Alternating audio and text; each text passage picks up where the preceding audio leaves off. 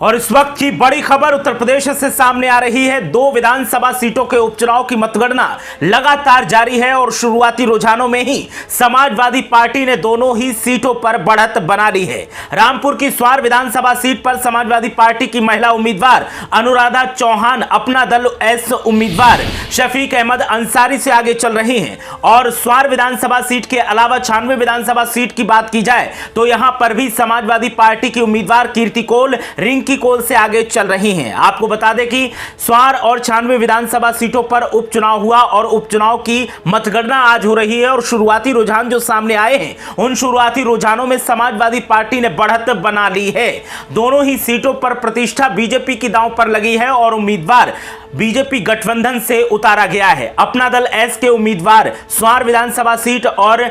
96 विधानसभा seat पर उतारे गए थे, लेकिन यहां पर समाजवादी पार्टी के उम्मीदवार ने शुरुआती रुझानों में आगे बढ़त बना ली है और आगे चल रहे हैं। स्वार विधानसभा सीट जो कि सबसे ज्यादा चर्चित विधानसभा सीट है, यहां पर आजम खान के बेटे अब्दुल्ला आजम ने 2022 में विधानसभा चुनावों में जीत दर्ज की थी, लेकिन उनकी सदस्यता रद्द कर दी गई क्योंकि उनको सजा सुना दी गई थी। इसके अलावा 2017 में भी वो चुनाव यहां से जीते थे, लेकिन तब भी सजा के चलते उनकी सदस्यता रद्द कर दी गई थी और एक बार फिर उनकी सदस्यता रद्द हुई तो उपचुनाव हुआ है और इस बार समाजवादी पार्टी ने यहां पर हिंदू कार्ड खेला। पहली बार समाजवादी पार्टी की तरफ से हिंदू उम्मीदवार के तौर पर अनुराधा चौहान को मैदान में उतारा गया और शुरुआती जो रुझान सामने आ रहे हैं उनमें अनुराधा चौहान ने बढ़त बना ली है। अपना दल एस के उम्मीदवार शफीक अहमद अंसारी पीछे चल रहे हैं और समाजवादी पार्टी की उम्मीदवार आगे चल रही हैं। हालांकि जो वोटों का अंतर देखा जाए वो मामूली है, ज्यादा अंतर नहीं है, लेकिन फिर भी समाजवादी पार्टी आगे चल रही है और 96 विधानसभा सीट पर भी